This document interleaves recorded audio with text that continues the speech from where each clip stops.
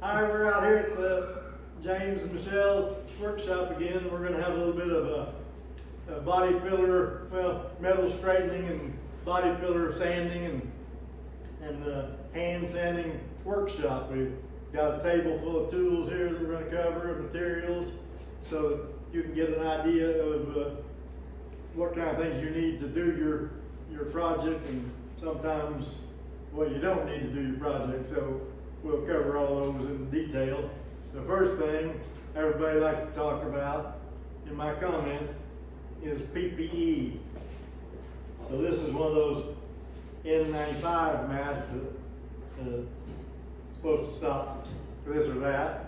It's going to stop some dust from getting into you, and so you can use that for a dust mask. So I guess you don't want to use it for a poisonous fumes mask, because I don't think it's going to catch any poisonous fumes. Now, this is a sanding and welding mask meant to stop sanding dust and welding fumes, and it does a pretty good job of both. To me, it's kind of hard to use in the summertime when it's real hot, because it seals your face off, so it makes you sweat real bad. And if you're working real hard and operating some sanding tools and you got this thing restricting your breathing, you might just hyperventilate, overheat, all that. So be mindful of that. Work in the morning or the evening or something if it's too hot in the day. You have to have it on your face. Now this one, is this open? Yeah. No, you know. We'll open it. Oops. Didn't work very good. I'll let one of these guys open it. Talking about safety glasses. Oh, now, since we're going to open up our paint mask, another thing is safety glasses. And these are kind of good. They'll stop stuff from flying into your eye. But a lot of times when you're grinding, the spark will be hitting you in the chest, and it can bounce up under. See my finger go right under that safety glass? Right into your eyeball. So a face shield is what I would always recommend. And I forgot a box, so I'm missing a face shield that seals around your face and then has, or around your eyes, and then has a shield built in to protect your face parts. So that's a good way to go. Anytime you can seal your eyes, then the sparks aren't going to come from the side and get into your eyes that way. Another thing I noticed about my auto darkening welding shield that I had was it sealed around your eyes, and I have trouble welding when the light overhead is coming inside my helmet and reflecting on the inside of the lens inside. I get the glare and I can't see what I'm welding. So those auto darkening goggles with the seal around the face, good for you guys that have that problem. Okay, these guys open. The mask is just like the other masks, but the filters are charcoal activated, meant to stop isocyanates, and that's the important thing. Has been ever since I have been painting, since the late 70s, early 80s. Isocyanates are in the hardeners or activators for clear coats and paints. You know, that's the stuff you don't want to breathe in, because it gets in your lungs and sticks to your lungs and doesn't let go. It stays stuck to your lungs. So the longer you paint, the more it builds up. And these guys on my YouTube and stuff give me a lot of flack about wearing a bandana for dust sanding and stuff, which I would argue with them, but I have always, in 48 years, worn a true respirator for painting when I'm spraying paint. I recommend that you do too. Now, this very end of the table, we've got metal cutting and grinding and sanding tools. We've got a right angle grinder with a, what's called a roll lock disc on it, or roll lock pad. And the roll lock has a little nub that's like two short threads that goes right into that and turns and it's locked. And we got a flat disc here, so flat discs are real good for grinding welds and not getting too hot. And we've got some regular grinding discs. This one's a fine one. What grit is it? It feels like about 80 grit. Doesn't say on it. Here's a what do you call it? Like a Scotch-Brite wheel. It's like the Scotch-Brite type pad with a little bit of aluminum oxide coating on it to make it, you know, cut better. But it's soft, and you can use this in places where you don't want to cut grooves in metal, like the windshield, or not the windshield, but the drip rail. You know, the rail that goes on the side of your car above your windows. You can use this down in that valley to grind out the old seam sealer and stuff like that. Works real good for that. And this one is a belt sander, and it's used to get into tight spots where you can't get any other power tool. And also, a lot of guys use these for spot welds. They will put it on the spot weld and pull the trigger and wiggle it around a little bit and go right through the spot weld. And I have done that too, but that's not my preferred method, but you can do that. But it's useful for other things too. Here is a die grinder, a regular straight die grinder, and James has a nice carbide burr in it. And you guys that have built any cars know that when you're putting fenders and stuff on, especially Taiwan fenders, some of the holes won't line up. Well, that's what this is for. You ream the hole out in the direction you need it to go so that your pieces fit on there right. Back in when they first started having Taiwan fenders and parts, this was an absolute necessity because the holes were always in the wrong place. Now here's a cutoff saw with a 1/16 thick blade on it. That might even be a 3/32 or something. Let's see if it says on there. I think it's an 1/8 inch with a 3/32. Can you see it? What's the thickness on that blade? I couldn't read it. No surprise. Looks like it's a 16. Yeah. It's a little rough on the edge. I think it's an 1/8. No, it's definitely not an 1/8. It's either a 16th or 3/32. 2/32 is a 16th. That would be a 16. This is a 16th? Mm-hmm. Okay.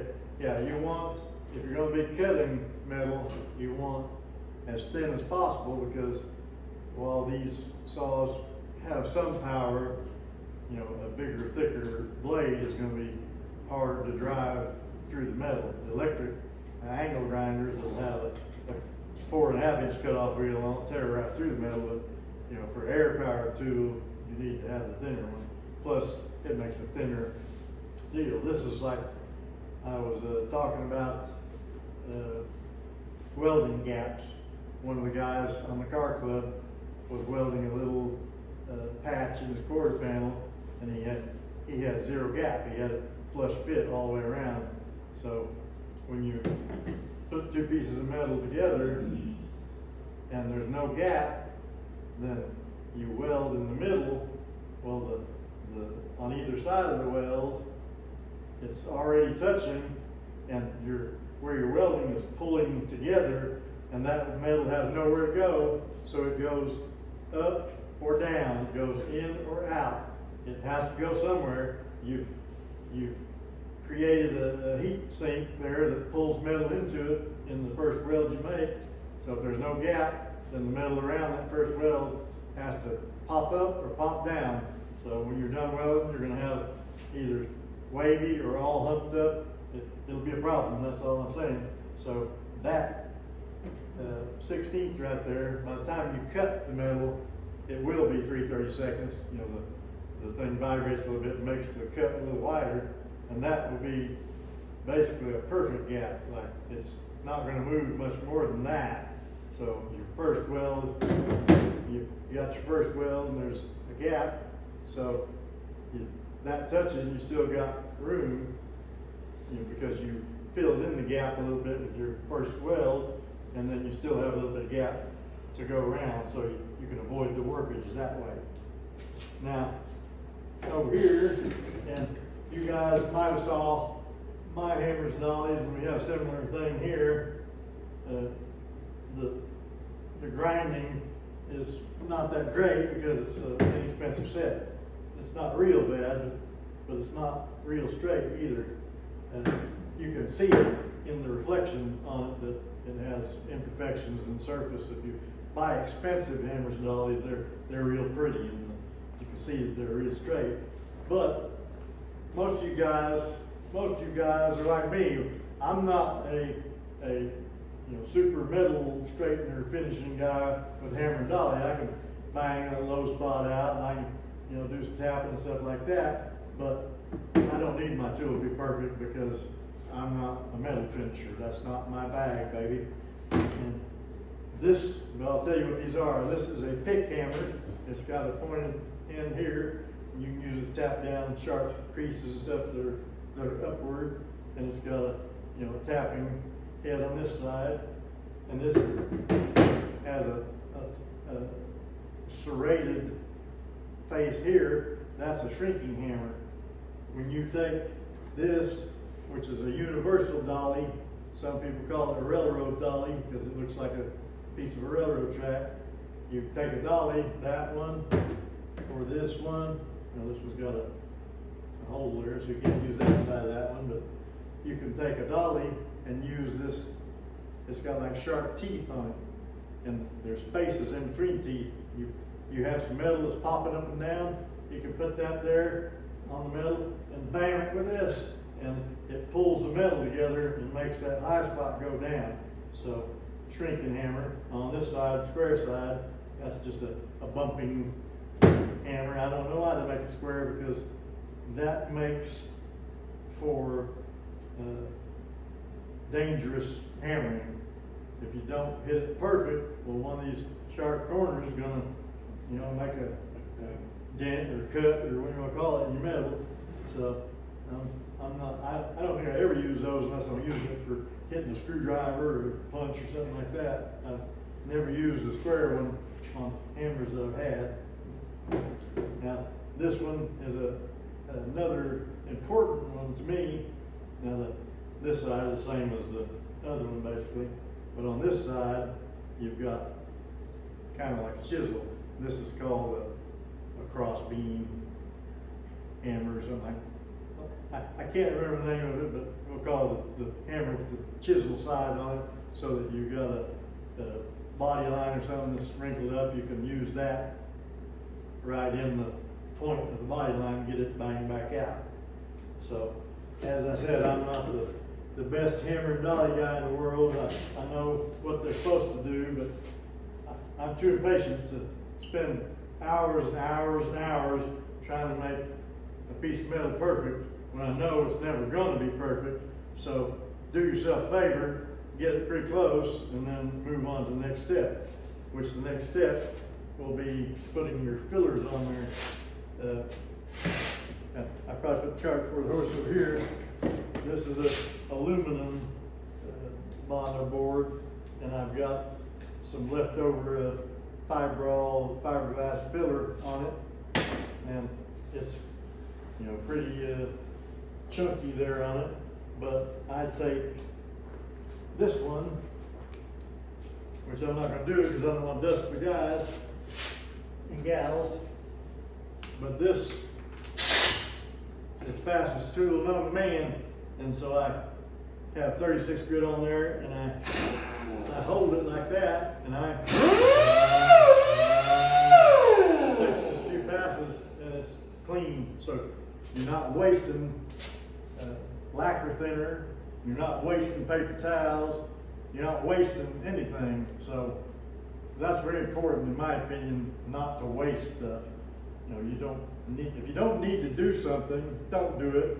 If you don't need to use something, don't use it. So this is fast, easy, and costs nothing. This sandpaper will last forever if all I did was clean this pad with it.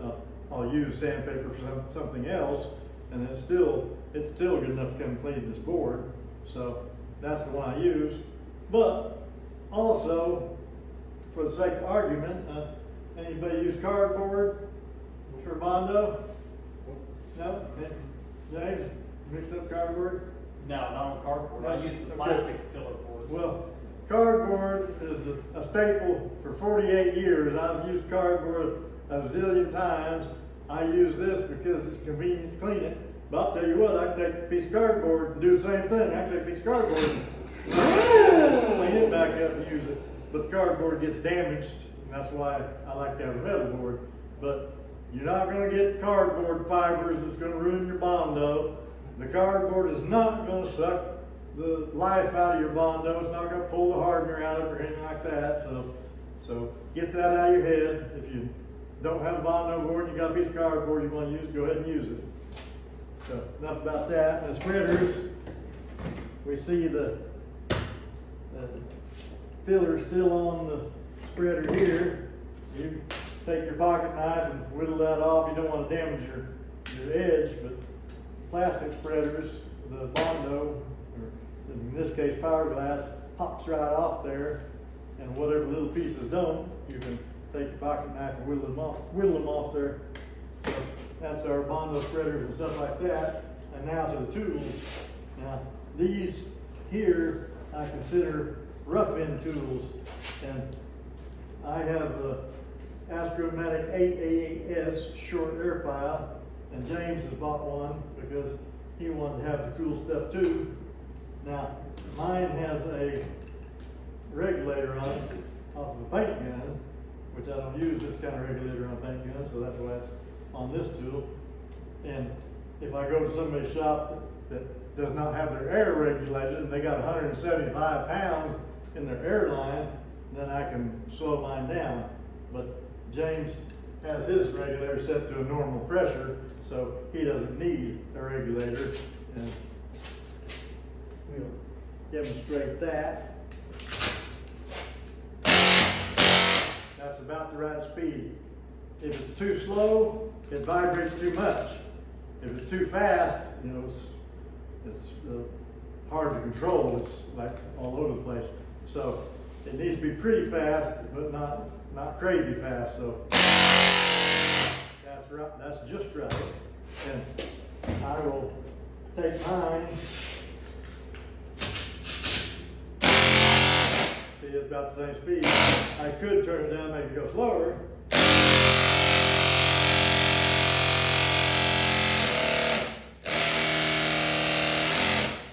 I absolutely can feel more vibration when it's slow. It's taking my arm. So it's meant to run at a considerable speed, just not crazy fast. I can't make it go crazy fast because James has it air regulated to keep it from going crazy fast, which is good. Now, Do you recommend that size air file? okay.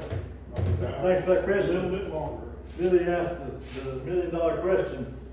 The next size air file is 5 inches longer. This is 11 inches. The next size air file is 5 inches longer. And what the difference is the stability of it. I can take I don't, or I can, and I have, but you can take one hand. You try to put that big air file on there and do that. It's all over the place. So, Just easier to control. yeah, and that brings into focus my usual spiel that I don't have any tools. This is the longest one I have, is 11 inches long. It's James, but even my sanding stuff, I don't have anything as long as this. This is the longest tool I will ever use, no matter what the length of the panel is or anything.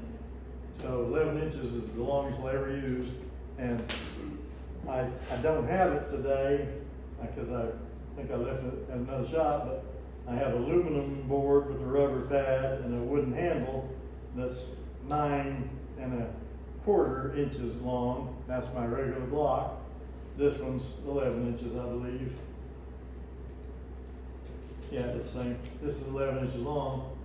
Now, what I don't like about this kind of block is it's too light. It has no weight. You really need weight with your sanding to help you along the way. What happens is you put the rougher sandpaper on there and you're sanding the rough Bondo, and it's catching it and it's making this thing chatter like a clutch or something. A clutch with oil on it. Anybody's had a standard transmission car, it's basically the same kind of thing. It's, I don't know if it's building up, rolled up body filler or whatever, but you're sanding with it, it's shaking, it's literally grabbing and hopping because it has no weight. You know, this sander in my hand, James, which one of those is heavier? That one. Yeah, easily heavier. This is a 5-inch rubber block.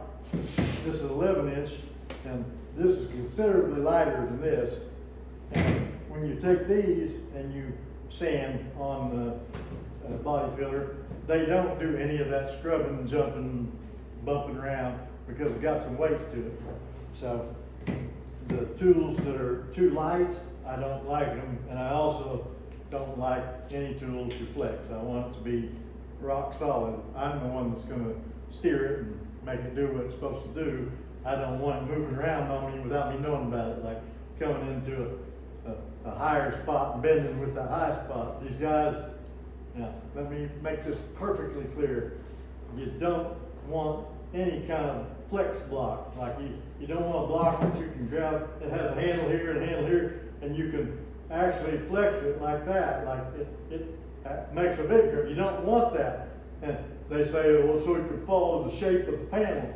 Well, what if your Bondo you put on there is the wrong shape? It's going to follow that. It's not going to make it. That flex block has no idea what the shape it's supposed to be making is. It's you and your tool that's going to make the shape. So if the shape is wrong and the tool is following the shape, and you don't have the wherewithal to know that or anything, well, it's just going to continue to sand down the wrong shape that you have created with your body filler or your hammer and dolly or whatever it is. So bottom line, a flex block has no place in a body shop. No place in a body shop. Now you trolls, come on, get in my comments, tell me all about it. But I'm telling you right now, I can make a black car perfect with this. I don't need any of this other stuff. It might take me a while, but I don't care if it's a 20-foot long car, I can make it perfectly straight with this. It might take time, but you don't need anything more, you just need skill. And in short of skill, then you just need good instruction, and that's what I'm hoping that I'm giving here. And like I say, the comments will tell the tale. We'll get all kinds of characters in there. Now, this is the Durablock that I do recommend, and I do like, even though it's light.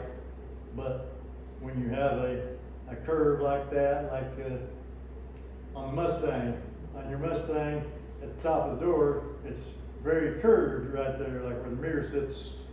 There's a spot on the 65, 66 Mustang, probably 67, 68, but it's very curved, and this is perfect for it. You put it in that curved deal and do the X pattern, and like I say, I don't do an X pattern when I'm sanding anything unless it's curved. Whether it be curved inside like this, I'll sand it like an X, or whether it be curved like that, I will sand the curve spot like an X. On a straight panel, I recommend not going in a straight line with the block like this, because if you're going straight with the straight lines of the block, those straight lines will cut lines in what you're sanding, because you cannot help but put a little more pressure on the top or on the bottom or whatever. So if you're going in a straight line with this straight sander, it will do damage rather than good. All you have to do is turn it a little bit like this, and follow the straight line.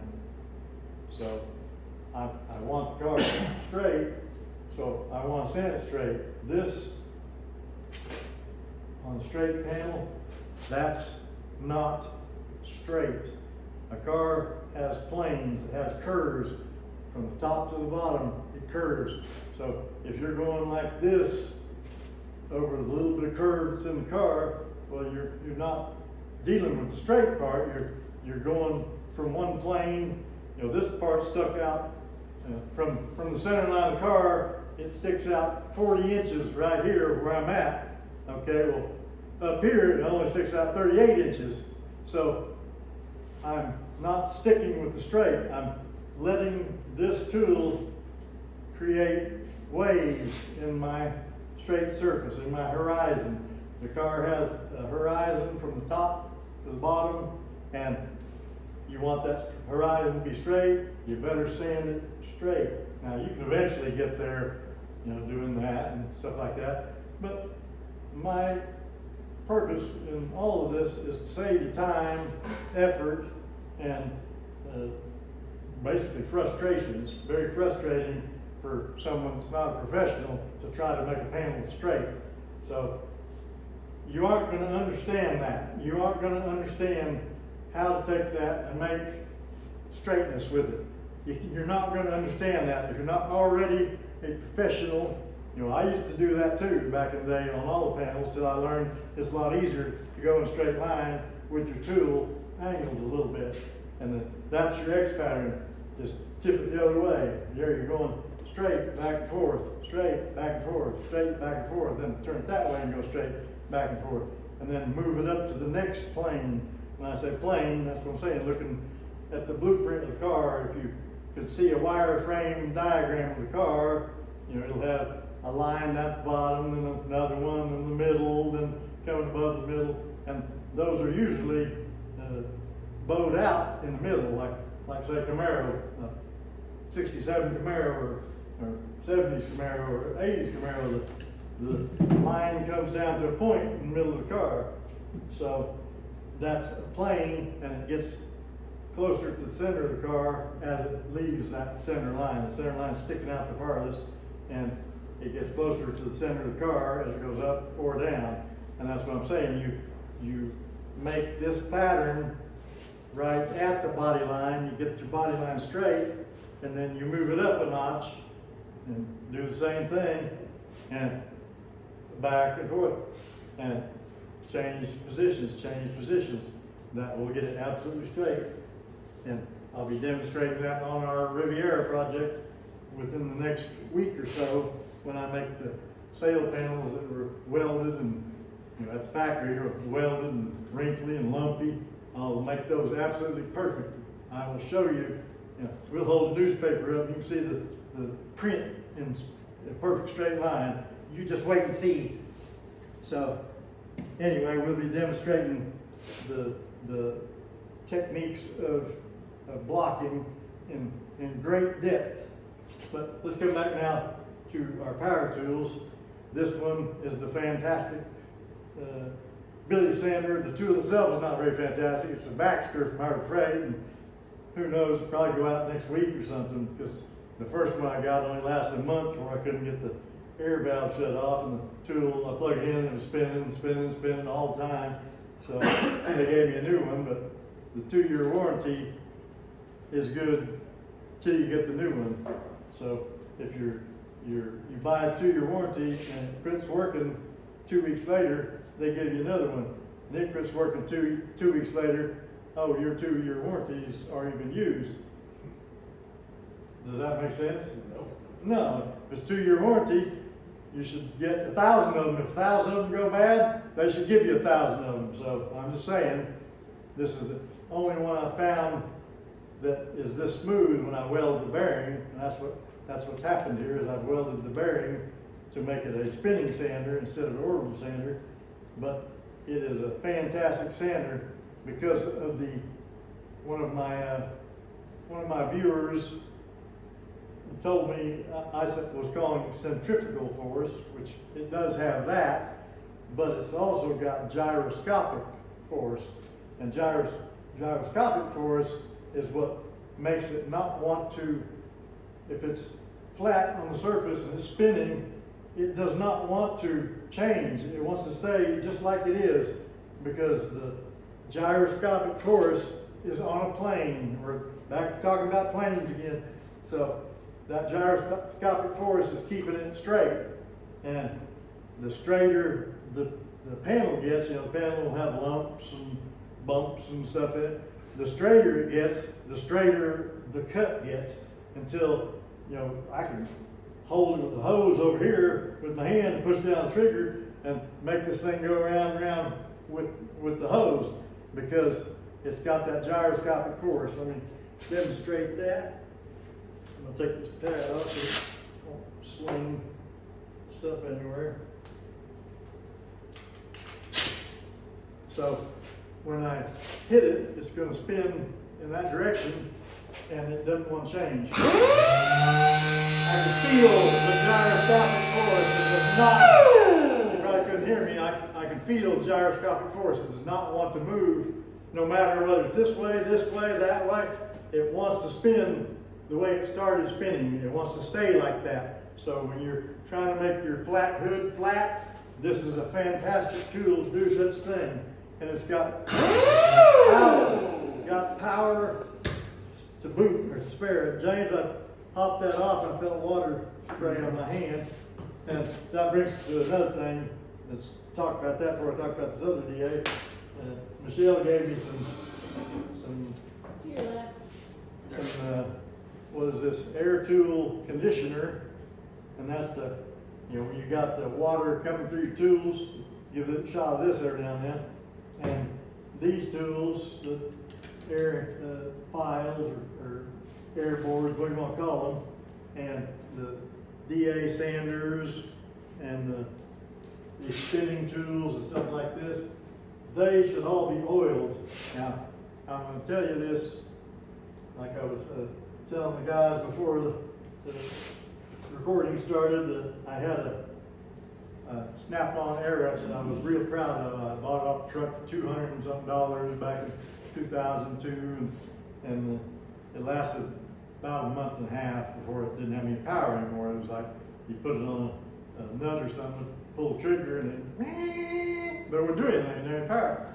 So anyway, I gave it back to the snap-on man, said it was junk, and he had an Astro pneumatic who makes this tool and these tools here, and it was less than half the price, and I bought that.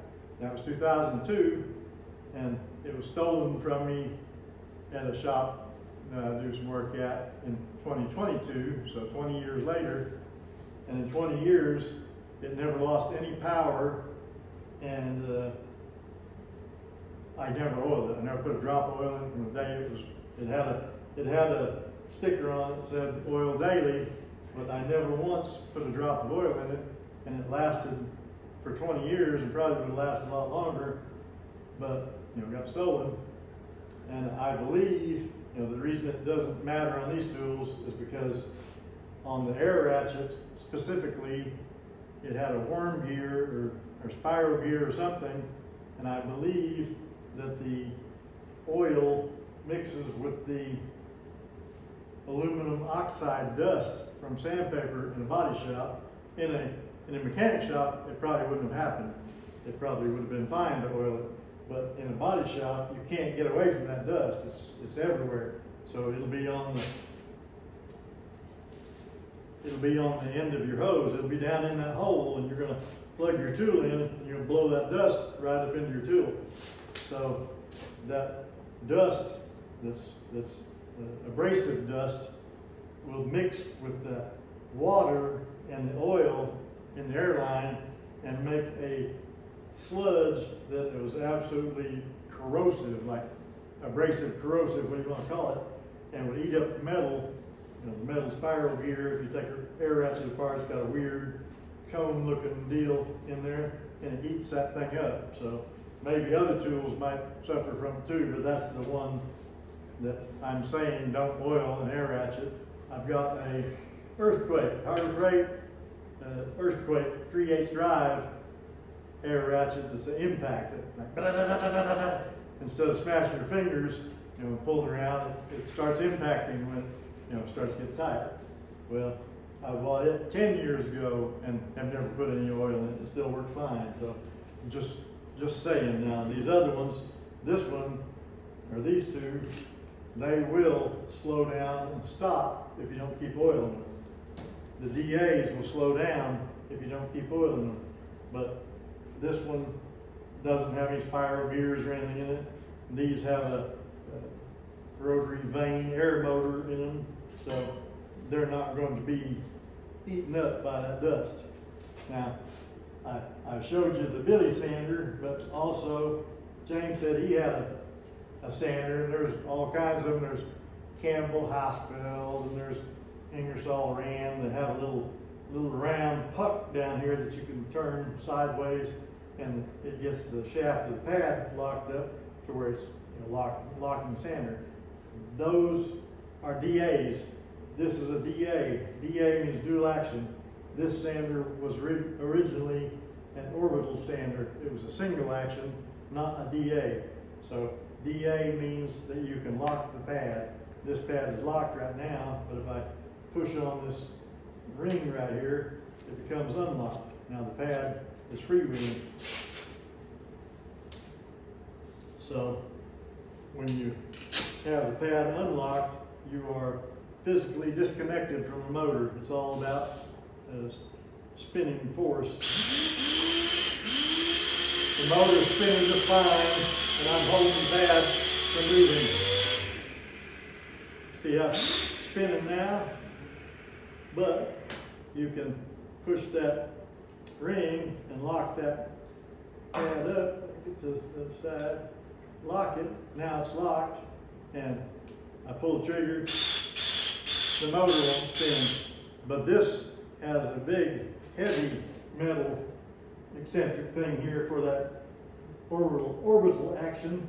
So the air has to spin that big, heavy metal block there, and it's heavy, and the pad, and sand the bottom there where you're sanding. So this one needs a high power. It needs 10 horsepower compressor to half power.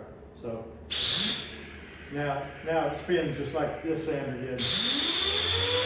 It has the same gyroscope effect. It doesn't want to move from that spinning action it's in.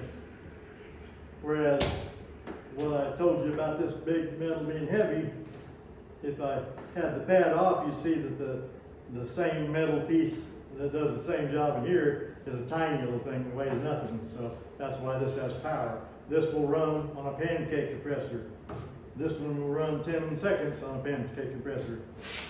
And James and I both have the same brand as this, the Astro-Pneumatic 325 palm sander, and mine's getting kind of old and dirty, and his is brand new, hadn't gotten old and dirty yet, but he bought his to take the place of this this Harbor Freight. How much did you say it was? 50, 60 bucks, I think. 40 maybe? I don't remember. He said it was 40 or 50 or 60 bucks. Not sure, but it didn't sound cheap enough to me for what it is, because I know all about these. I've used other people's. You're going to give yourself carpal tunnel in about 20 minutes with this one. It's shaking your hand. But these are smooth as silk. We can demonstrate that too. It's always fun to demonstrate tools. I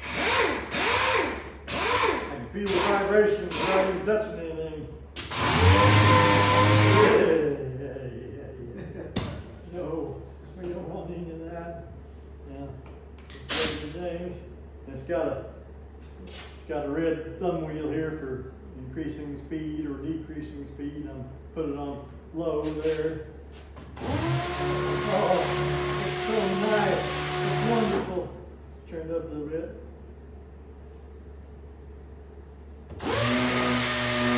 Oh, it's so smooth.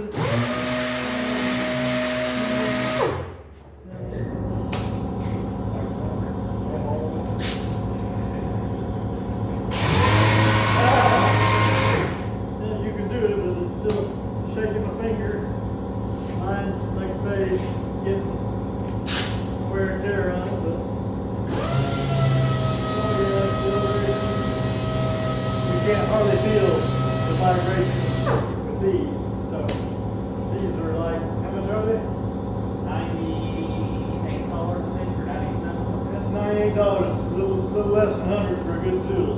Now, this one unlocked with the pad in the DA mode. Unlock it. There we go, pad in DA mode. I'll take this off of it.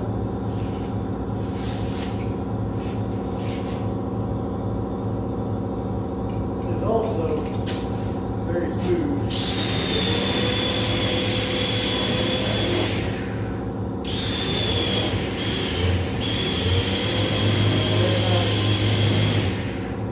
Now this, they quit making it, but you could have got it a couple of years ago for $300 but the company quit making it because they bought the rights to make this from National Detroit and because it's such a great sander.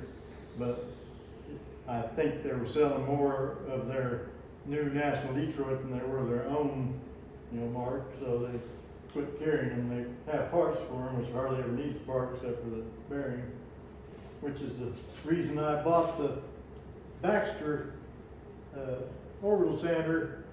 Was when my bearing went out on this sander, and as an orbital sander, I was not at all happy with this one. It didn't seem to cut well or anything. So I got the new bearing from a National Detroit, and this went in the toolbox, where it remained for over a year. And a fellow at a shop I worked with had a Husky DA that looks similar to this, and his bearing locked up from from the bearings being galled or the balls, bearings being galled or whatever. But so his locked up organically, and I borrowed it from him. And even though it was a little rougher than this one, I was impressed with his cutting power. His job was to take paint off of cars. So I thought, well, I'll go get I'll go get my Harbor Freight when I wasn't even at the shop.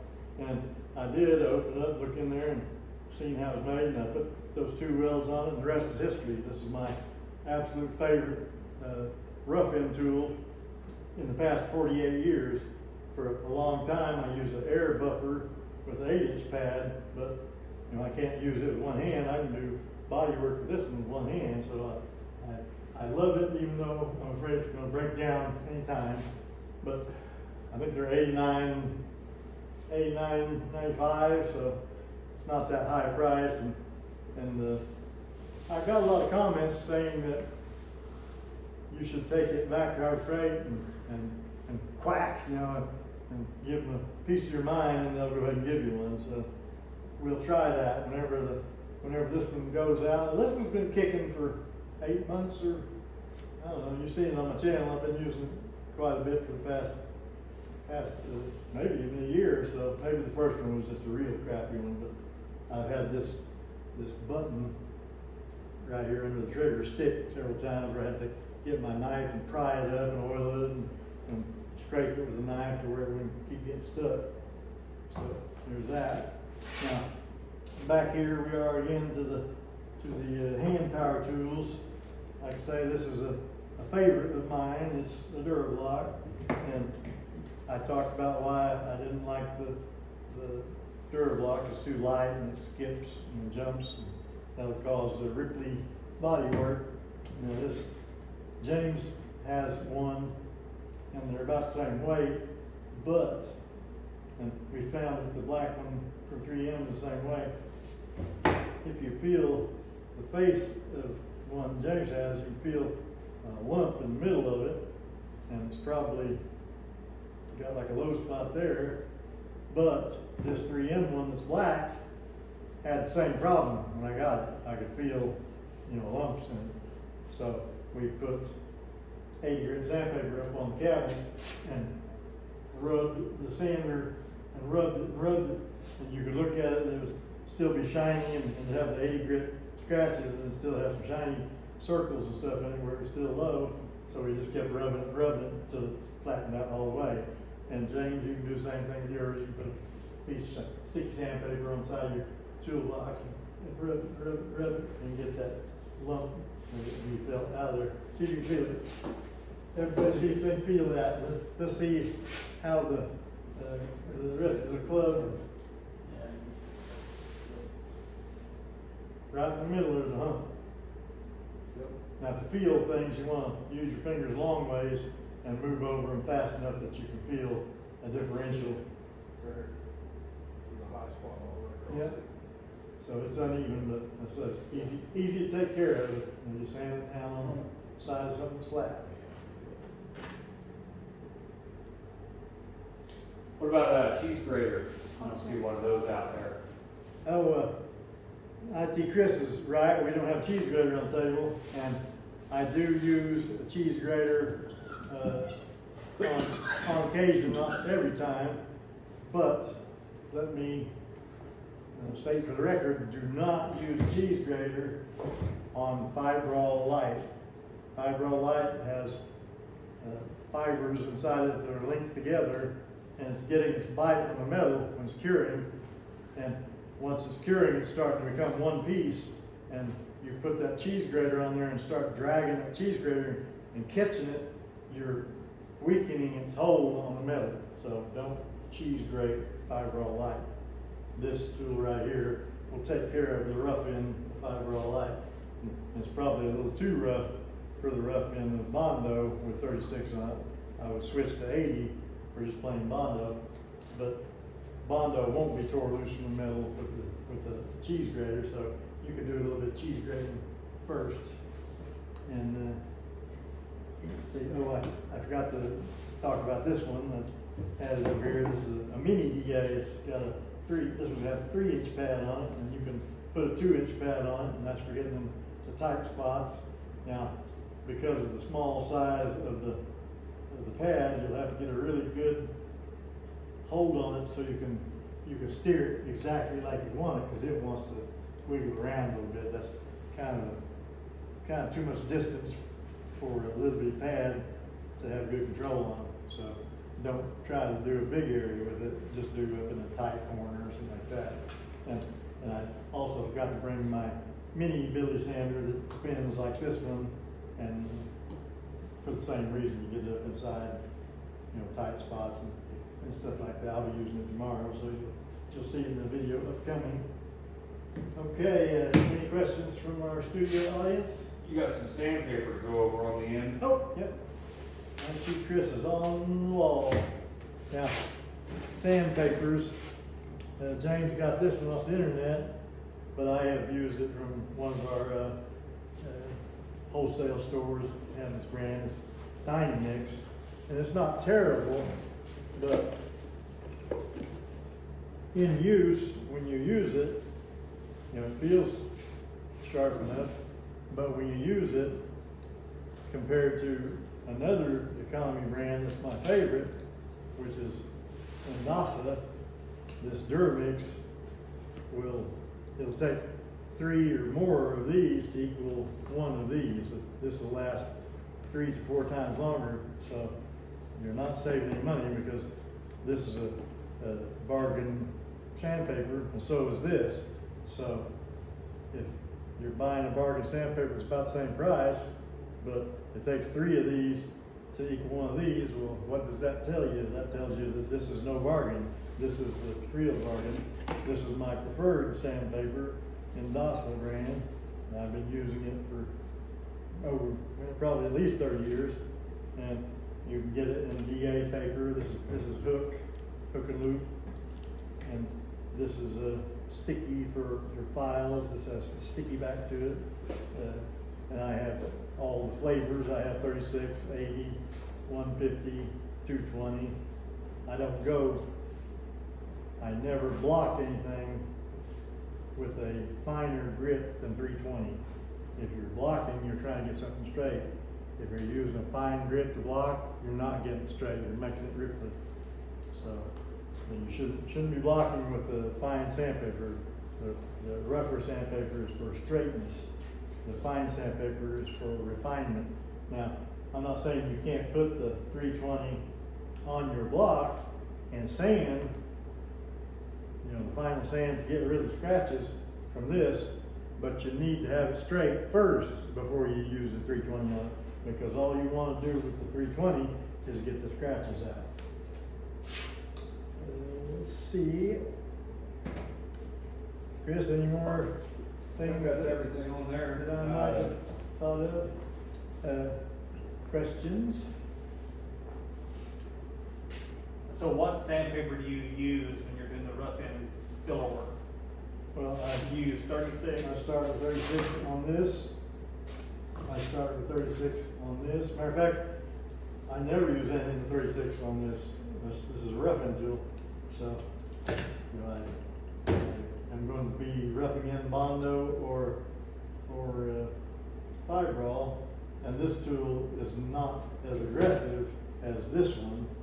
So this one, like I say, if I'm going to be roughing in Bondo with this tool, I'll use 80, because 36 is just too aggressive, it tears it up. But if I'm roughing in Bondo with this tool, I'm going to stick with 36 for Bondo or Fiberall all the way. And then I'll switch to my hand board is the aluminum one. I will switch to this hand board with the 80 on it after that one. And 150 is where I end up. Like, I will go with the 150 as the last blocking to get rid of the 80 root scratches. And the finer you sand something, the easier it is to feel anything wrong with it. Like the slightest ripple or anything like that is much easier to feel in a finer grit. So, but 150 in the realm of Bondo and primer is pretty fine. I mean, when you're done sanding it, you won't be able to feel 150 scratches, but you will be able to feel if there's any kind of low spot or roughness left over. So then, in order to get rid of the 150 scratches, then you can use 320, and that will take care of it. But blocking should never be painted over. If you've blocked the car with a block in any manner, you should always reprime it. You should not go from blocking to sanding on top of the same primer, because you're not going to get rid of all the scratches. And, well, the worst part is you're not going to get rid of some patterns, especially X patterns. That's the worst patterns to try to get rid of if you didn't put new primer on top of the primer that you put the X patterns into.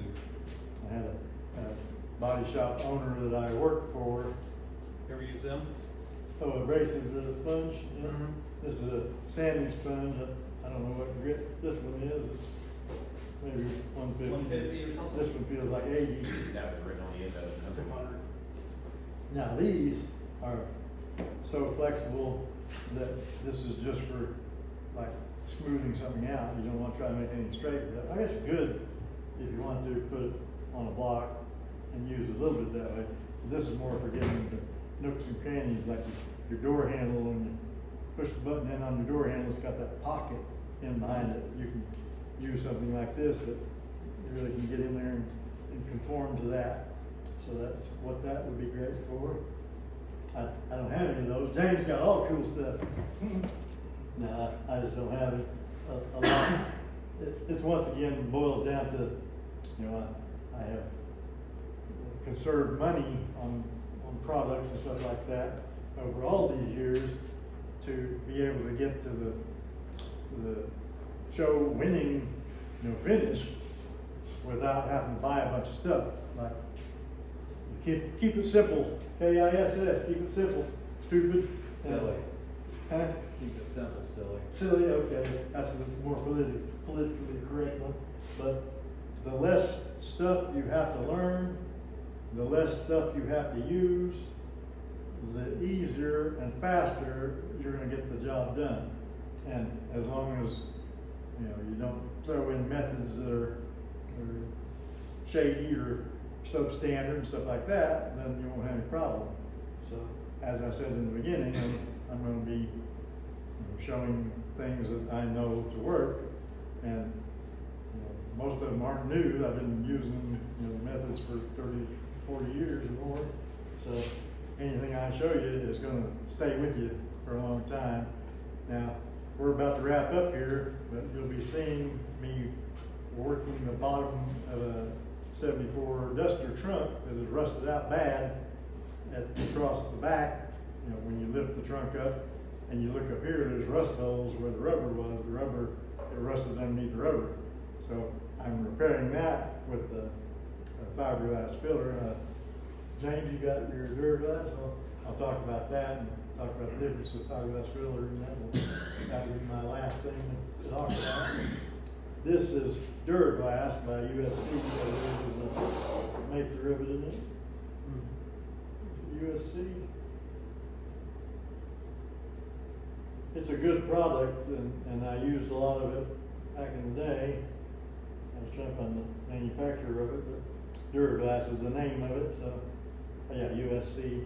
USC makes all kinds of fillers and stuff, but this is a fiberglass reinforced filler, and this can is heavy. That's hefty, and this is the same thing as I was talking about with the Durablock. The big Durablock weighs nothing, and the little rubber block is heavier than the big Durablock. Duraglass is heavy, so you're piling this stuff on your car.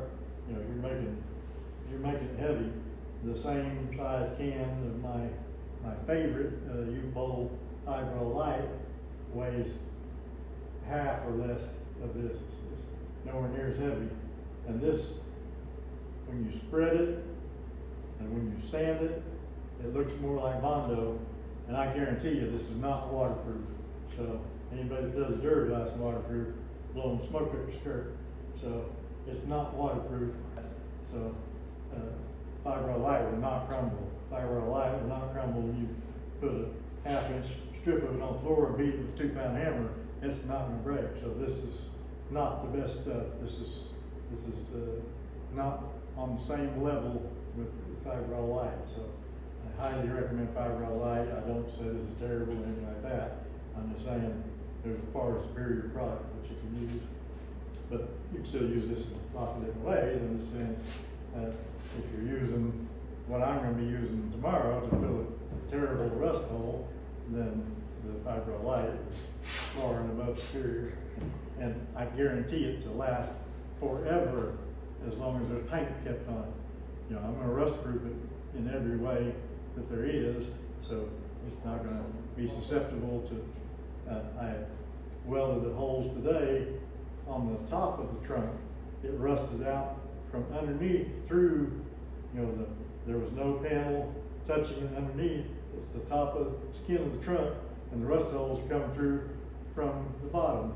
Anybody want to guess how that could happen? Was he taking a water hose and spraying up inside the trunk or something like that? No, it's condensation. The trunk is a box, and the air inside the box gets to a different temperature than the air outside. Water forms like in a cave, and the water is hanging right there on the inside of that trunk panel that doesn't have any kind of paint or anything. It's like all these old cars didn't have any kind of paint or anything. And I know you've gone and seen a car where you open the door and the rocker panel's all ate up on top. Well, you know, water can't run on that. Well, how? That's that condensation. It's water hanging off the inside of it, eating it up from the inside out. So I'm putting every protectant there is. I'm putting in a rust converter to kill the rust, and after we paint it, which protects it, you know, from water getting to, you know, the outside anyway. And then I'm going back inside with my little wand and feeding the wand up through the bracings and stuff and spraying that fluid film, which is a waxy, oily substance that will make water run off like a duck's back, so it will not have any problem. It'll still get the condensation just like it did before, but it won't be able to get to the metal, so the job is going to last forever. I said it before, I said it again. I got a Chevy truck where I filled the rust holes down the bottom of the cab.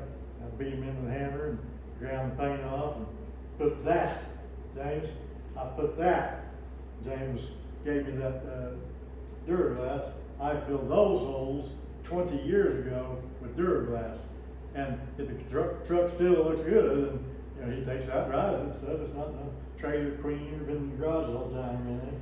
The paint looks good. The rust is not falling out. It was just the thing that I get so many comments about. I'm a hack and I'm a butcher and I'm this and I'm that. But that's people that don't know anything, because I'm the one who's, tested my theories over these decades. You're just cracking, you don't know anything, and you see the other guy say it, so you want to jump in there too. Well, you watch the video and learn how to do it right, and you'll see in the end that old Billy was right. Okay, guys, we're gonna wrap this show up unless there's any other questions. Billy, nothing? Nope, I'm good. James? I'm good. James? You ever use all metal, All metal? All metal is aluminum filler? pretty good, but it doesn't have the fiber in it that the fiber light does. I've used it before on roof seams, Yeah. where the roof comes down to the quarter panel and there's a lot of flexure in that area, and I've had pretty good luck. Yeah, I think it's good stuff, but It's hard to feather. in this instance, I said the drawback is the little can of all metal costs as much as the big can of fiber light. So the fiber light will do the exact same job as the all metal in any situation. Like whatever you're gonna use the all metal for, the fiber light will do the same job just as well and do some jobs much better, ones that require bridging a big gap or something like I was just talking about, like some of the holes in the bottom of the trunk flange are that big, so bridging a big gap, and the all metal doesn't have the fiber connections to stay strong over such a big area. Chris, were you gonna say something?